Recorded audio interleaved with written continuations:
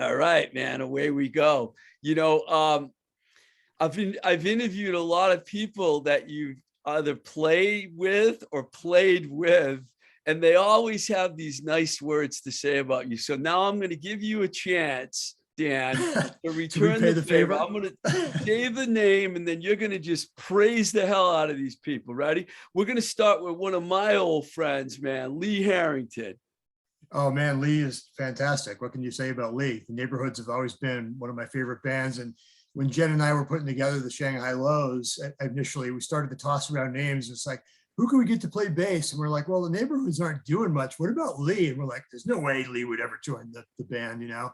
And so on a whim, I put an email out to him and he was interested. So what a fortunate, I mean, I got to pinch myself, to be honest. I mean, playing with Lee, I mean, playing with Jen as well. I mean, I'm sure that everybody you say, I'm going to say, you know, it's my great pleasure to be able to play with them. But like, honestly, these are people who, you know, being around the Boston scene, I had seen play and would just like looked up to, and then being able to play with these folks is just beyond my wildest dreams, you know. So And you so just Lee, great guy, you know, awesome bass player, obviously, great sense of humor. I mean, and just sort of lights up. I mean, he's a pleasure to be around and sort of brings, you know, magic to whatever he touches. So you might as well just segue into Jenny D because you already started to do that. So Yeah, Jen is another one, man. You know, again, I was a huge fan of the Dents and the Downbeats, and like would play with them back in the day, like when we were playing at the Abbey and stuff with Watts, and just a huge fan. And so, you know, getting together with Jen, and we got together on a whim too. It was another, you know, a lot of these things are sort of happenstance, how you sort of end up in these situations, you know. But I was doing a Clash tribute with Tim McCoy of Watts, and it was a great lineup we had, and we were doing the 40th anniversary of London Calling, so we would do all of London Calling plus like another dozen or 15 Clash tunes, and it was just wow, great, you know. that's Just cool. great lineup, and killer. Anyway, so we asked Jen on a whim, like, oh, would you want to come down and sing a couple with us? And she did, and we just had such fun doing it. Afterwards, you know, we just got to talking, and I said, you know, if you're ever interested in writing something together, I'm a huge fan of yours, and I think it'd be really fun for us to do something together. And she said yes, which I was like, well, wow, okay, you know. So we started to write together, and because we come from such different places, I mean, we share a lot of similar influences, but you know, she's obviously got the girl group sort of background thing, and she was Yeah. doing with Jenny D and the Delinquents, and a little bit more punk and stuff. And I come from more of a sort of rock thing, you know, Cheap Trick, you know, the Cars, whatever. So putting those things together and then blending the voices is just like some magic, you know. And I got to say, like, you know, you never sort of know, you know, at this stage of life, you know, you're sort of like, well, you know, how much more can I be doing this rock and roll stuff? But you put something together like that, and there's this new sort of magic that emerges from like mixing these new ingredients together. Yeah, you're on a And roll right now, man. We're going to talk about the Shanghai Lows a little more in a minute, but I just want to oh, hit you with one more, man. Johnny Rock. Johnny Rock, what can you say about Johnny Rock, man? Another guy who's just a monster drummer.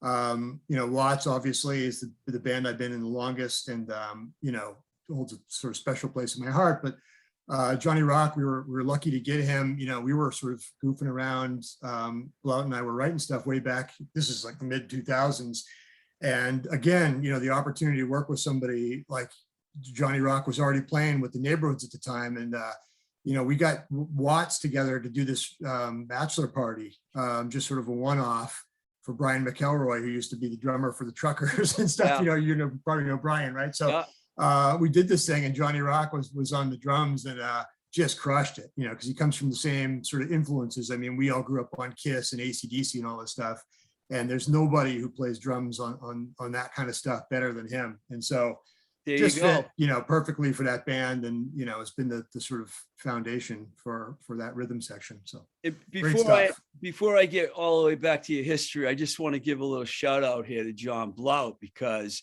he's a really cool dude. I've known him for a while, and I said this too when Johnny was on the show, John Lynch. His photography, man, is just so amazing, you know. And it's like, it's so, when I first started seeing it, I was like, this dude, I didn't even know he took pictures, you know, but his work I is know. off the chart, man. It's spectacular. And I wish we had, you know, musically, I wish I had the following that he's got for his photography. It's incredible, you know. No, there's no doubt about it. And he's out there like on these mornings that are like freezing cold and rainy, whatever it is. And he's got these Dedicated. unbelievable pictures. But again, you know, you want to talk about somebody who, the history we have. And he and I go way back to, I mean, literally we were both in high school playing together and started writing together way back then. And, just a guy who's, he is the epitome of rock and roll, is the riff meister, and just, Mr. Cool, the sort of ultimate rock and roll dude, to have in a band. He's always had that look, man. He's always looked like a rock star, man. Yeah, he's always had it. I mean, the remember. first time I saw him, I thought he was like an alien, because I'm going back to, like, I was in high school in the 80s, and I'd come and I'd see these guys and met them because I played with the singer who ended up playing with that band Maximum, I'm sure we'll talk a little bit more about. But I saw Blount, and he had this blonde mane of hair, and it was just like, it had like multi-colors sort of sparkling in his hair, just like, just was dressed to the nines and everything. It's just like, wow, this guy is a rock star. Like, I gotta hook up with that dude, And of course, he was a drummer at the time, and he's an incredible drummer. You talk about drum talent, but then turned obviously into a great songwriter and guitarist as well, and singer. So yeah, just I've been very fortunate to play with some really incredible musicians. And there's more too. We could talk about Chuck, we could talk about Tim McCoy, we could talk about Sal, we'll talk about all these people. I wanted to ask you, where did you grow up? Where are you from? I grew up in Haverhill, Mass. I grew up yeah. So went to Haverhill High School. My family was from Pennsylvania, but I moved to Haverhill, of all places, when I was 3 years old, and grew up there. And that's where I sort of got my musical roots. And when I was living in Haverhill back in the 70s, as a kid, my uncle, my dad's brother, lived in the backyard in a trailer, and he was in a band. He was from Pennsylvania, but he played in these Mott the Hoople kind of like semi-glam, hard rock, classic rock bands. He had a band called The Wild Occasion, which I thought was like the coolest name too. I'd love to use that name sometime, but he'd had platform boots and wearing sparkly capes and all this stuff. I just thought it was awesome. And so that's what really got me into music in the first place. And he got me into Zeppelin, and he got me into Yes, and he got me into Mott the Hoople. And, of course I discovered Kiss at an early age, so growing up in Haverhill with my uncle in the backyard, smoking funny things in the trailer. And he taught me how to play Rock and Roll by Zeppelin. He taught me the first chords to Stairway to Heaven. That's where I picked it all up. That's a real interesting area. Is it the Merrimack River? The Merrimack River, right? Merrimack Valley, yeah, that whole place. Yeah, and the river. Some good stuff comes from up there. Who else is Rob Zombie, right? Rob Zombie and Spider. Yeah, Spider from Power Man, right? They both. He was in my art class in high school, as a matter of fact. Oh, so you guys went to school together. I was going to ask you that. He was a year or two after me, older than me. And I think Rob Zombie was probably a few years older than that too. So, but yeah, so Haverhill's got a few. John Greenleaf Whittier, and then I guess me and Rob Zombie. It's an interesting town. I've actually been up there. It's like a little city, in that Main Street area there with the old New England type buildings, and then there's the sketchy sections of town. Oh yeah. But they've had a good sort of like a lot of these towns have done. They've sort of renovated the downtown, and there's some nice restaurants and art and a retail area that's pretty nice. They built some nice apartments, so it's come a long way. Yeah, but when I was a kid, I grew up sort of on the outskirts, but the downtown area back then was a little shady, and the high school. I'm not trying to diss on your hometown. Yeah. I'm not, I'm from Worcester, so I have no right to diss on any other cities. Yeah, well, I won't tell you where I live now. I live out in the boonies now in Topsfield, so I have cow pastures and stuff out here now. Topsfield, that's like that's close. If you go a little east, you're in like Newburyport, around that area. Yeah, we're North Shore. Exactly. Yeah, that's a good right near area. Beverly. I love Newburyport, man.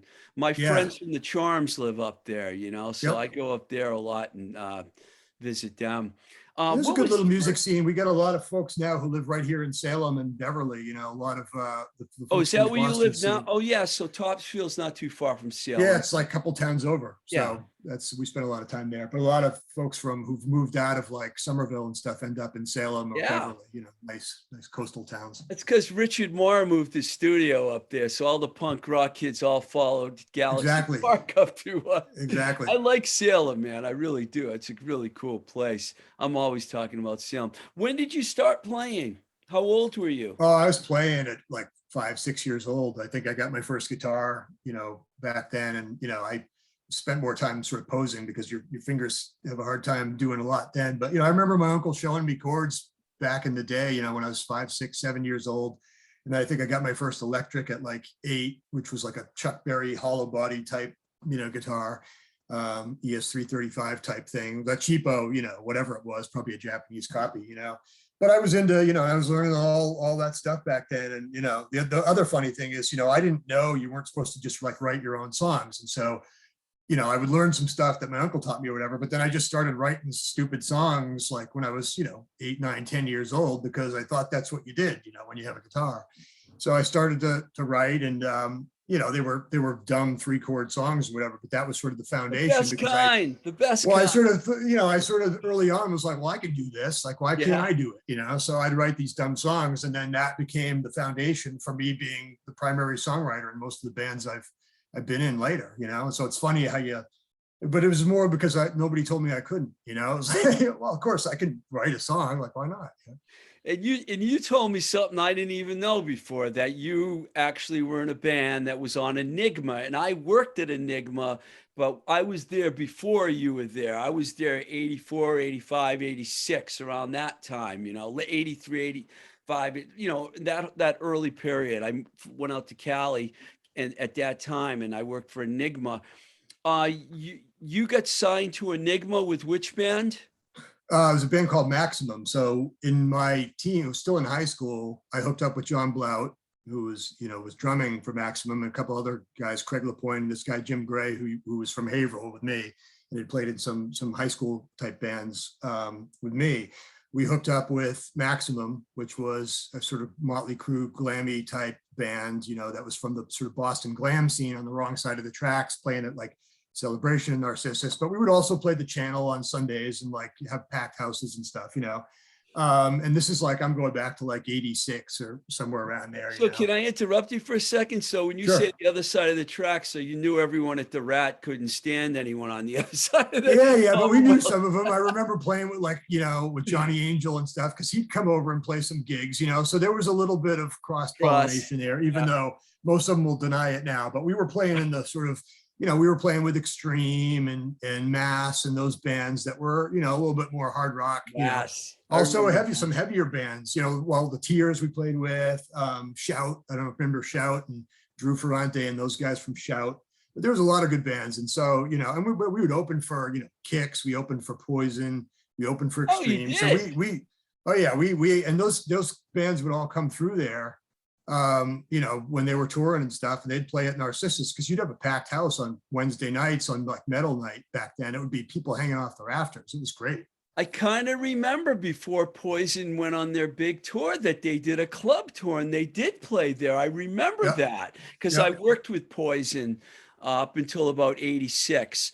And I do remember that. Wow, they did really well in Boston. That was probably a pretty big show because they got a pretty good start early packed, on. And Extreme, of course, played there all the time, and they'd have a packed house. But we in those days we could basically headline and pack the place too. It was just were they the Dream? Were they still the Dream when you played with them, or they'd already changed their name to Extreme? No, they'd already changed the name by the time we knew them well. Yeah. Wow. But I mean, we were doing, there was like ERS radio, and we'd be doing that stuff. And we hung Metal out with those guys, Gary and those guys. We knew them well. Mike Jones, right, was the metal guy? Yeah, Mike Jones. Yeah, Boston did it. It's really funny, but they always tried to push the metal under the rug in Boston. It was more like the garage rock, punk rock town, and the hardcore bands did well. But, Aerosmith and Jay Giles and, they were hard, they were rock bands, and, but there was a scene, you mentioned before we got on Wargasm. They were probably had a chance to become the biggest of all of them, but they got caught in a legal thing and it screwed them up.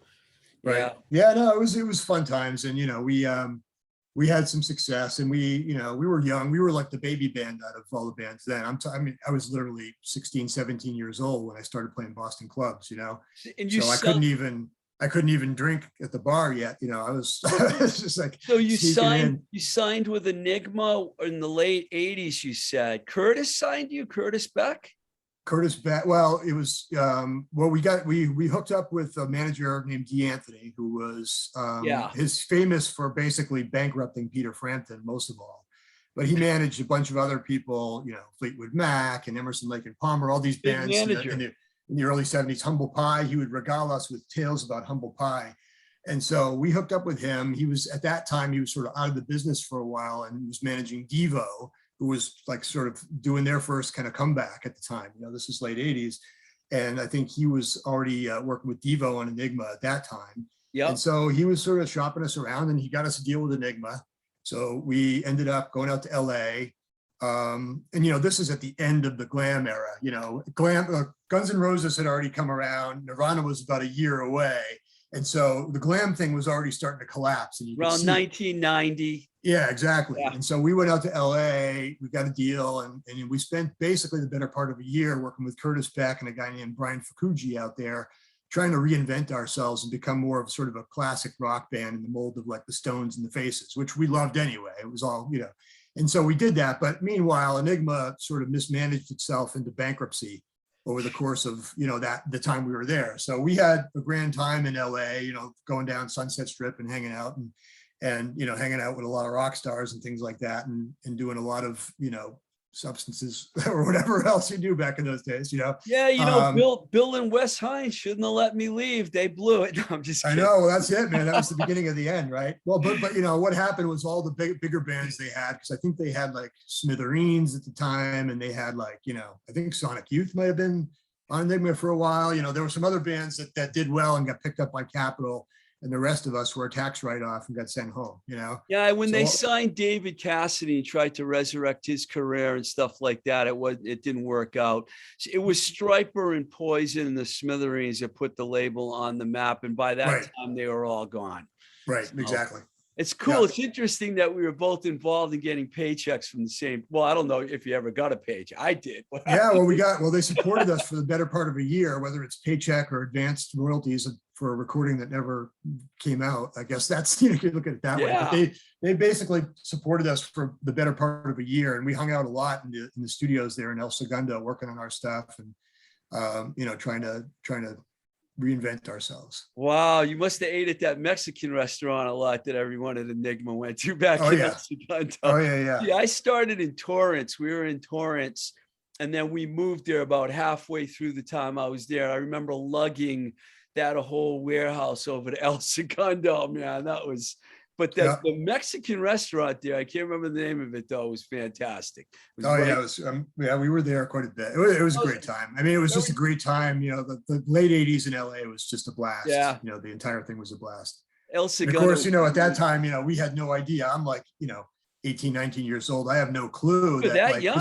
Wow. Yeah. I couldn't drink yet. The rest of the band, I think, go out and drink. I was still, I think I was probably 19 when we got there, something like that. So the other guys would go out to clubs and stuff, and I'd hang around the apartment complex and drink with all the sort of hangers on and stuff. What happened after Maximum?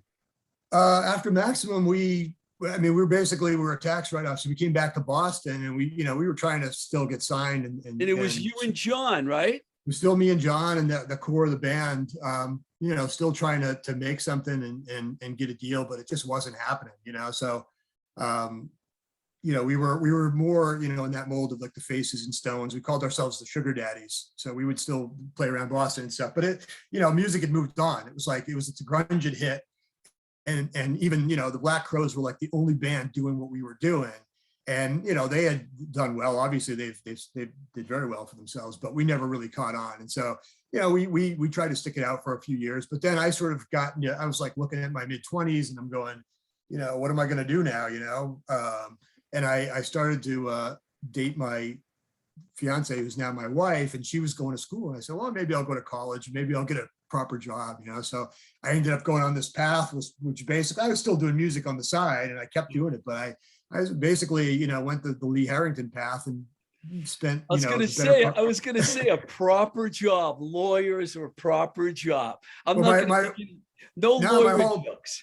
My whole plan then was like, I'm going to become an entertainment lawyer because I love the music stuff and I had some industry experience. So I'll become an entertainment lawyer, right? But like Boston's not really big for entertainment law. And I actually worked for a guy named Mark Fisher, I don't know if you knew Mark, He but was one of the bigger ones. yeah, he was the biggest Yep. entertainment lawyer in Boston. So I took a job at the firm he used to work at, spent a summer working with him, and then he left to go to another firm and left me behind. So I ended up being becoming a corporate lawyer because I had to, keep the job and pay the bills, Well, it's funny. I can one up you and Lee Harrington because I managed someone that was a judge. She went to law school, but became a judge. Nicole Loren from the Love Me Nots.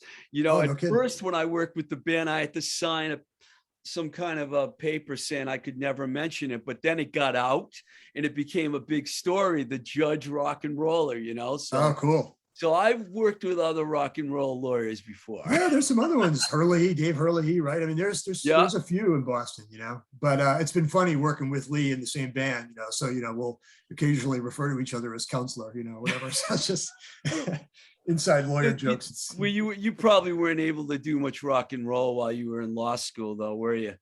It's funny because I did, I was always playing here and there, and I think in my note to you, I said, I'd always been writing. John Blount and I kept, you sort of say, well, how much can I do this music thing, and it hasn't panned out, so I might as well, start to pursue something else. But I always had the writing bug, and I would just keep writing, and so I kept recording with John Blount, and that's how Watts ended up starting. After a few years of not doing much, we had some stuff, and that's where, one day he said, well, look, we got all this stuff and we got invited to do this bachelor party thing for Brian McElroy. Would you want to put this thing together, and we'll play this thing? And, so we ended up doing that.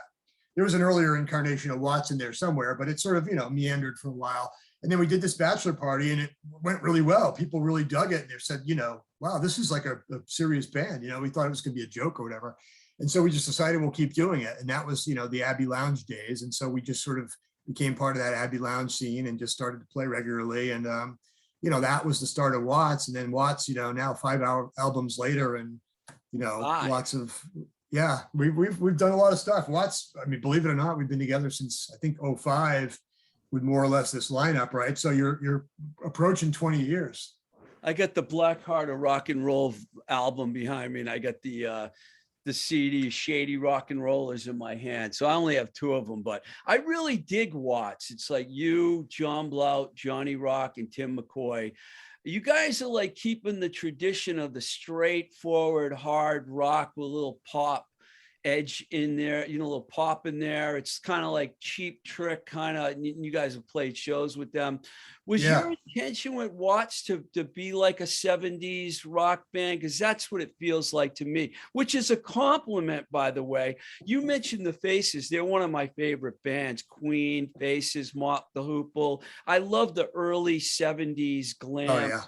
English glam scene. Was that your intention? It was, yeah. I mean, I think, I guess you don't really sort of consciously think about it, but when we sort of looked at sort of common influences and what the sound of that band was, it definitely evolves to like, Cheap Trick, AC/DC, a little bit of Kiss because Johnny Rock's in there. And we also grew up on that stuff, little Aerosmith because it's Boston rock royalty, I mean, we love Aerosmith. We opened for Joe Perry.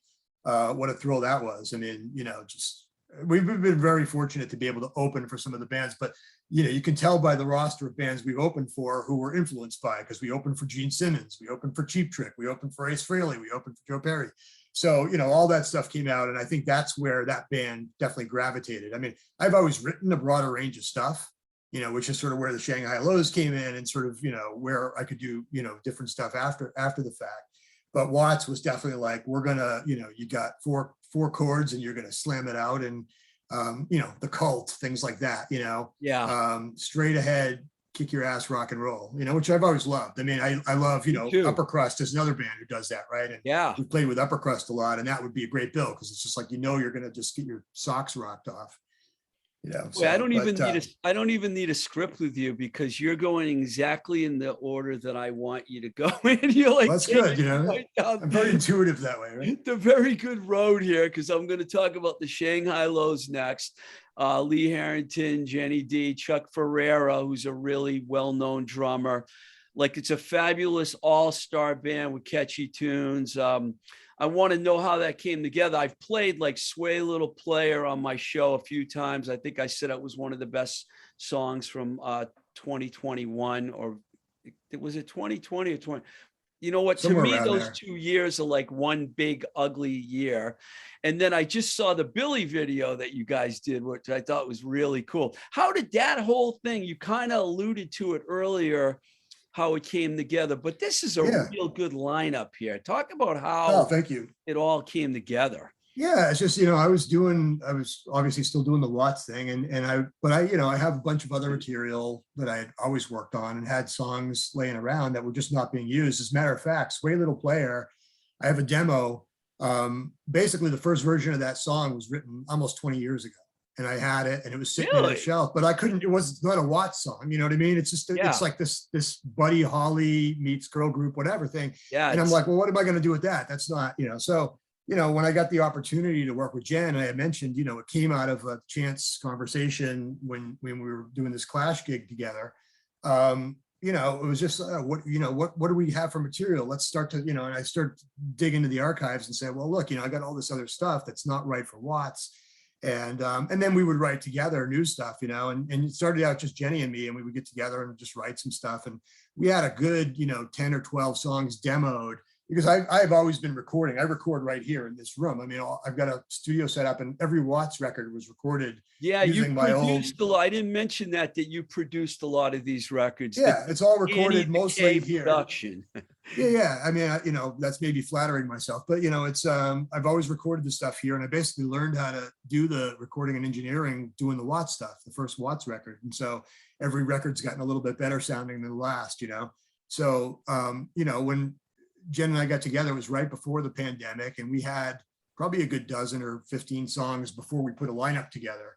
And we had the foundation for, not only the EP we put out, but now we're recording a full length that'll be out in a couple months. And we had a bunch of good songs together, and then it was just a matter of finding the right players. But the great thing about it, working with Jen and that lineup, is there's no sort of, it's totally different, sort of no rule set. I was just like, well, what kind of songs are we going to do? Your song like Billy is like this weird, like, Ennio Morricone meets, I like it. Nancy Sinatra or something, right? And it's just like, and we could just say, well, what do you want to put on this? Like, let's have horns and trumpets and like, acoustic guitars and all, whatever. I have a whip on there, it's like, so there's no sort of boundaries. Did you record that one, or did you do that with Minahan?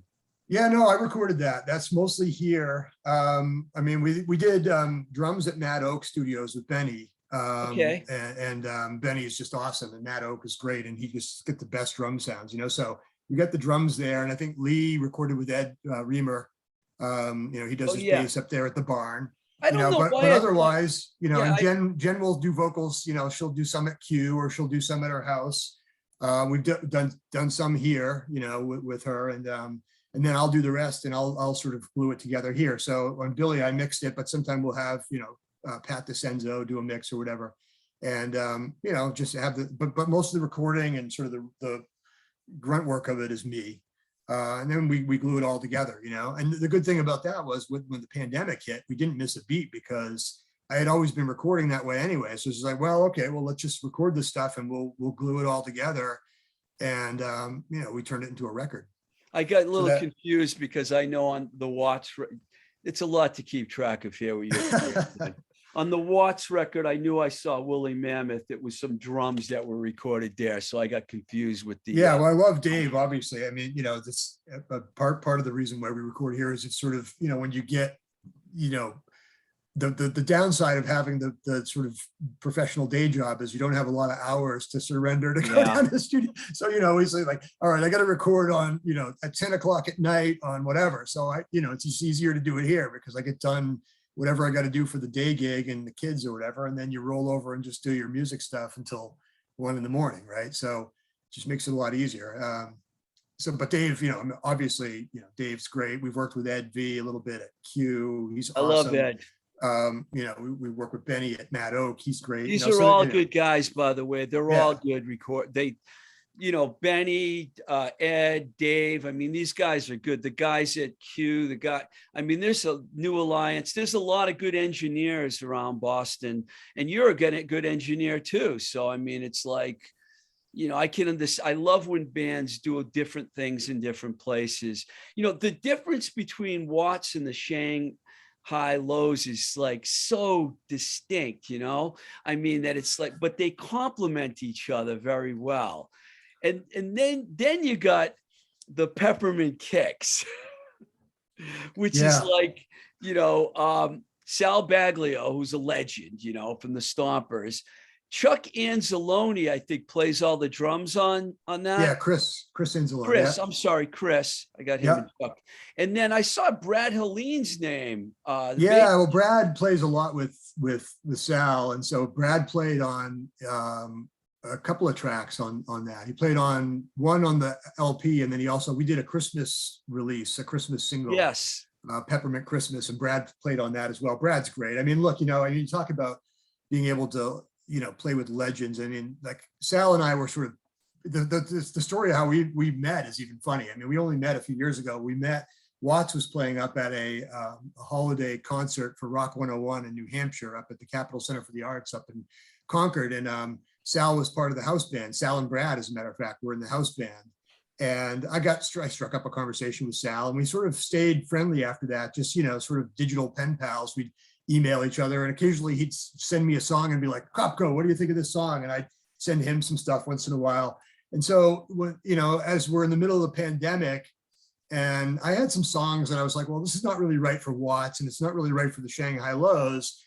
Gee, maybe I'll just do like a solo track or two, and I'll see if Sal's around, and maybe he'll want to play some guitar on this stuff, So I sent Sal Johnny D's and maybe another song from what became the Peppermint Kicks LP. And he's like, this is great stuff, I mean, it sounds really dumb, but like, I have some other stuff that might be good for this. Like, and he's like, well, why don't we make a record? And I was like, make a record with Sal Baglio? Like, all right, yeah, I'm in, man. Let's make a record, So Sal and I basically wrote the entire thing and recorded it because he's like me, he's got everything in his house. You go down to his downstairs basement. It's all, he's got all the stuff, all the guitars, all the recording stuff.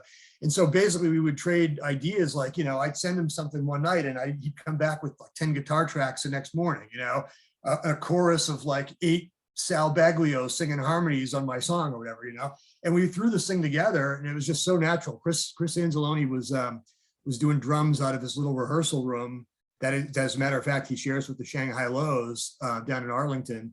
And he had, 5 mics set up on this drum kit, and he'd just bang out the drums. And I'd say, just give me your best 3 takes, Chris, amazing drummer, but like, you talk about playing with legends, I got to pinch myself for the opportunity to play with people like this. It's really Who's Chris played with? Because I recognize the name, but I can't. I mean, he's just, he's an amazing session guy, one of the best session guys in Boston generally, but he's played with Juliana Hatfield. He plays with Roomful of Blues. He plays with just, you name it. Dennis Brennan, okay, that's a lot of good people. So he is the guy, one of the guys in town, I mean, when you talk about, I mean, not that, I've been, look, I mean, my cup overruns when it comes to drum talent that I've been able to play with, definitely been fortunate to play with Chuck and Johnny Rock and Chris, amazing guys. Well, I like the Peppermint Kicks. I dug deep into them the last couple of days. Johnny D's and Hey Fanzine were to my 2 favorite songs. I thought, oh, thanks, man. There'll be some there'll be one of those songs will be on this show. I'm still not sure which one yet. It's hard for me it's hard for me to pick out a song with all these bands, because I really like all the bands, Oh man, I appreciate that. Yeah, look, it's and then writing that stuff is a blast, and it's, I think with any of the musicians in the scene, the scene is a little bit older now, and I'm sort of like, you got to get all the music out, so like when these opportunities present themselves to play with such talented people, you just sort of grab them and run with it, so my wife thinks I'm nuts sometimes. She's like, what, 3 bands, like how do you have time for this? It's like, don't really, you juggle them, but it's quite a compliment to you, because not just 3 bands, but 3 really, really good bands. I mean, it's like having one really good band's one thing, but having 3 of them, I mean, I'm like very impressed, man. How do you see it going forward with these bands? Is it going to be like flip-flopping along? Is the Peppermint Kicks actually going to be a band that plays out, or is that just a project? I mean, what's your plan? Yeah, well, we're gonna do it. We did a gig with the full lineup with Brad Helene and Chris Anzalone, and we're doing a duo. Sal and I figured like when we can't get a full lineup together, because I mean, we wrote it all and we recorded it all with just Chris on the drums, So when we can't get a full lineup together, we're gonna do an electric duo. So we're actually doing that Wow. on the 23rd or whatever of this month. We're playing down at the Square Root, just the two of us plugged into a couple of Fender amps, blasting it out. So we'll do the whole set. But yeah, we're going to keep it together, and there's plans for us to do some more recording. Sal's always writing. I've never met anybody as prolific as Sal. The guy like spits out 10 songs per day, and they're all great.